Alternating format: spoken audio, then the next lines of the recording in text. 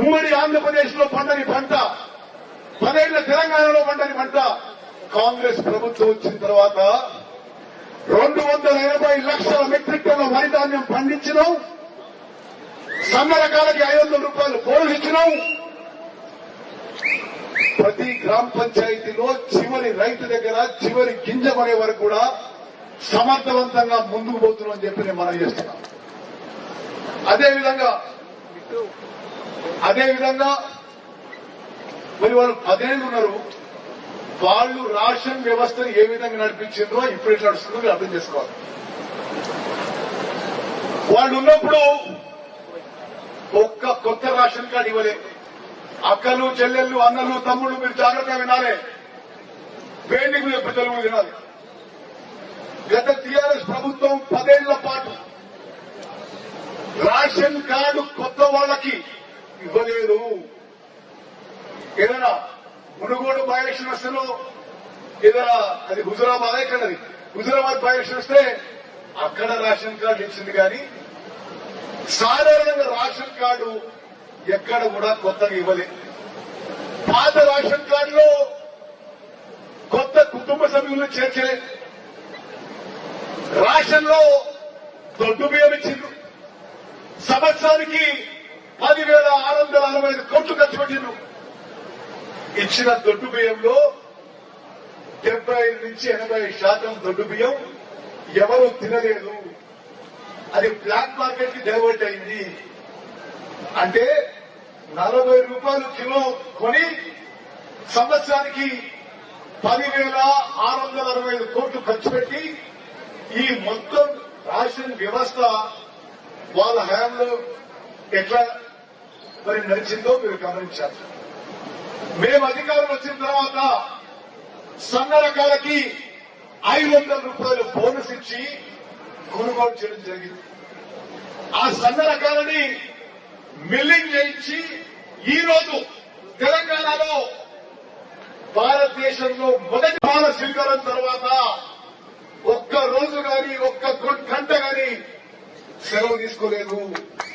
24 గంటలు 365 రోజులు తెలంగాణ ప్రజలకి, ప్రత్యేకంగా ఉమ్మడి నల్గొండ జిల్లా ప్రజలకి ఏ విధంగా ప్రభుత్వం ద్వారా మెరుగైన సేవలు అందించాలో నిరంతరం కష్టపడుతున్నాం, కృషి చేస్తున్న విషయం కూడా ఈ సభాముఖంగానే మనం చేస్తున్నాం. మిత్రులారా, రాష్ట్రంలో కొన్ని జరుగుతున్న విషయం మీకు చెప్పాలి. నిన్న టీఆర్ఎస్ వాళ్ళు ఇక్కడ వరంగల్ హనుమకొండ దగ్గర ఏదో మరి పెద్ద సభ పెట్టుకుని ఏదో మాట్లాడారు. అసలు వాళ్ళ ఏడుపేదో అర్థం కాలేదు. 10 ఏళ్ల పాటు 120 నెలలు వాళ్ళు పూర్తి ఒక కుటుంబ పాలనతో అధికారం చెలాయించి రాష్ట్రాన్ని సర్వనాశనం చేసి అప్పుల పాలు చేసి రాష్ట్రాన్ని దివాలా చేయించి మీరు ప్రజలు తీర్పిచ్చి మిమ్మల్ని ఇంటికి పంపిస్తే వాళ్ళు ఏదో మీటింగ్ పెట్టి మామి చేస్తున్నారు. మేము అధికారంలో వచ్చి 13-14 నెలలు అయింది. అందులో 3-4-5 నెలలు పార్లమెంట్ ఎలక్షన్ లో కోర్టులోనే మారి నిరంతరం కృషి చేస్తున్నాం. ఈ తెలంగాణ ప్రజలకి మేలు చేయడానికి వాళ్ళు సభ పెట్టి అక్రమంగా దోచుకున్న సొమ్ముతో సభ పెట్టుకుని అసలు అది ఏంటో 7 అర్థమే కాదు. కేసీఆర్ అసెంబ్లీ కాడు, మాట్లాడు, కానీ సభ పెట్టుకుని పెద్ద పెద్ద మాటలు మాట్లాడుతున్నారు. నేను 2 విషయాలు చెప్తా. వాళ్ళ హయాంలో 10 ఏళ్ల పాటు 1.81 lakh crores 1,81,000 కోట్ల రూపాయలు ఇరిగేషన్ మీద ఖర్చు పెట్టి, మీడియా మిత్రులారా మీరు ఇది నోట్ చేసుకోవాలి, 1,81,000 కోట్లు ఖర్చు పెట్టి వాళ్ళ జేబులు నింపుకున్నారు. కానీ రైతులకి ఎక్కడా నీళ్ళిచ్చిన పాపాన పోలేదు. జనాభాలో 85% జనాభాకి ఉచితంగా ప్రతి మనిషికి 6 కిలోలు మరి సంగతి వచ్చిన ఘనత ప్రస్తుత కాంగ్రెస్ ప్రభుత్వం చెప్పింది మనం చేస్తున్నాం. మిత్రులారా, సరే మిట్ట మధ్యాహ్నం చాలా ఎండబడుతుంది, కానీ మరి సంఘమే చెప్పినట్టు కూడా మీరు సపోర్ట్ కొడతలేరు. మరి సంఘ బియ్యం స్కీము అద్భుతంగా నడుస్తుంది అని మీరు ఏకమిస్తే మీరందరూ చేతులెత్తాల్సిందిగా మనం చేస్తాను. ధన్యవాదాలు. ఈ రాష్ట్రంలో ఈ దేశ చరిత్రలో ఎక్కువ శాతం జనాభాకి ఉపయోగపడే సంక్షేమ పథకం సన్నబియ్యం పథకం అని చెప్పి నేను మనం చేస్తున్నాను. ఈరోజు తెలంగాణలో సంవత్సరానికి 30 లక్షల మెట్రిక్ టన్నులు 17,000 డీలర్ల ద్వారా 3,10,00,000 మంది తెలంగాణ ప్రజానీకానికి సన్నబియ్యం ఉచితంగా మనిషికి 6 కిలోలు ఇస్తున్న ఘనత మన కాంగ్రెస్ ప్రభుత్వం. మన ముఖ్యమంత్రి రేవంత్ రెడ్డి గారు, మన ముఖ్యమంత్రి భట్టి గారు, మన కేబినెట్ మంత్రులందరూ, మన ఎంపీలు, ఎమ్మెల్సీలు, ఎమ్మెల్యేలు అందరి వల్ల ఈ తెలంగాణలో ఈ సన్నబియ్యం 6 కిలోలు చేరుతుందని చెప్పి నిర్మాణం చేస్తాను. మిత్రులారా, నేను మరోమారు మనం చేస్తున్నా. ఉమ్మడి నల్గొండ జిల్లా కాంగ్రెస్ కంచుకోట. రాజగోపాల్ రెడ్డి గారు చాలా పర్ఫెక్ట్ గా ఉన్నారు. ఇక్కడ కూర్చున్న వాళ్ళు ఎవరు కూడా సామాన్యుడు గారు. వాళ్ళ ప్రాంతంలో జిల్లాని రాష్ట్రంలో ఒక ప్రముఖ స్థానం ఉండేవాళ్ళు. ఉమ్మడి నల్గొండ జిల్లా కాంగ్రెస్ కంచుకోట ఉంటుంది. మేము ఇప్పటికే 12లో 11 ఎమ్మెల్యేలు గెలిచినాం, భారీ మెజార్టీతో పార్లమెంట్ సభ్యులు గెలిచినాం.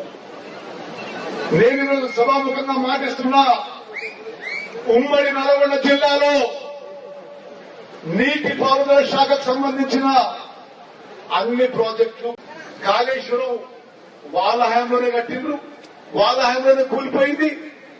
నిస్సందేహంగా ఏ ఇంక్వైరీ అయినా సరే, ఏ రిపోర్ట్ అయినా సరే, వాళ్ళ అసమర్థత, వాళ్ళ దోపిడీ విధానం, వాళ్ళ కమిషన్ల కక్కుతోనే కాళేశ్వరం కూలిపోయిందని స్పష్టంగా వస్తుంది. కాళేశ్వరం ప్రాజెక్ట్ కి మనందరినీ తాకట్టు పెట్టింది. మన పిల్లల్ని, వాళ్ళ పిల్లల్ని ఈ రాష్ట్రాన్ని తాకట్టు పెట్టి 1,00,000 కోట్ల అప్పు తీసుకొచ్చి ప్రాజెక్టు కట్టి అది వాళ్ళే కట్టిండ్రు, వాళ్ళ హయాంలోనే కూలిపోయింది. కాళేశ్వరం ప్రాజెక్టు కూలిపోయిన తర్వాత, మేడిగడ్డ, అన్నారం, సుందిల్ల బ్యారేజీ నిరుపయోగం ఉన్న తర్వాత ఈ వానాకాలం పంట, పోయిన వానాకాలం పంటలో 66.7 లక్షల ఎకరాల్లో మన రైతన్నలు 153 లక్షల మెట్రిక్ టన్నుల వరిధాన్యం పండించిండ్రు. మీరు జాగ్రత్త వినాలి. కాళేశ్వరం ప్రాజెక్టుకి 1,00,000 కోట్లు అప్పు తీసుకొచ్చి మనందరినీ తాకట్టు పెట్టి వాళ్ళు జేబులు నింపుకొని ఆ మేడిగడ్డ, అన్నారు సుందిల్ల బ్యారేజ్ ఈరోజు నిరుపయోగంగా ఉన్న వానాకాలంలో 153 లక్షల మెట్రిక్ టన్నుల వరిధాన్యం. ఇది తెలంగాణలో, ఉమ్మడి ఆంధ్రప్రదేశ్ లో, భారతదేశంలో 29 రాష్ట్రాల్లో అదే రికార్డు. మళ్ళా ఇప్పుడు యాసంగి పంటలో, ఇప్పుడు వస్తున్న యాసంగి పంటలో 127 లక్షల మెట్రిక్ టన్నులు పండింది. అంటే కలిపి కాంగ్రెస్ ప్రభుత్వం వచ్చిన తర్వాత 280 లక్షల మెట్రిక్ టన్ను వరిధాన్యం పండించిన ఘనత మన వరి రైతులది, మన కాంగ్రెస్ ప్రభుత్వం చెప్పి మనం చేస్తాం. మిత్రులారా, తెలంగాణలో గత ప్రభుత్వంలో 10 ఏళ్ల వరి పండలే. ఉమ్మడి ఆంధ్రప్రదేశ్ లో 23 జిల్లాల్లో ఇంత వరి పండలే. స్వతంత్ర భారతదేశంలో 29 రాష్ట్రాల్లో ఏనాడు కూడా 280 లక్షల మెట్రిక్ టన్నులు వరిధాన్యం పండలే. వరి పండడమే కాదు, ప్రతి గింజ దేశ విదేశాల్లో మార్కెట్ కూడా మేము నిరంతరం ప్రయత్నం చేస్తున్నాం. వేరే రాష్ట్రాలకు పంపిస్తున్నాం, ఇతర దేశాలకు పంపిస్తున్నాం. ఈ మధ్యనే ఫిలిప్పీన్స్ దేశానికి తెలంగాణ బియ్యం, నల్గొండ జిల్లా నుంచి బియ్యం ఎక్స్పోర్ట్ చేస్తున్న విషయం కూడా మీ అందరికీ తెలుస్తూ సంతోషిస్తున్నా. మరి ఇంత మండు టెండల్లో, ఇంత మిట్ట మధ్యాహ్నం ఇంత అద్భుతంగా ఈ కార్యక్రమాన్ని నిర్వహించినందుకు మీ అందరికీ నా శుభాకాంక్షలు, అభినందనలు. జై హింద్, జై కాంగ్రెస్.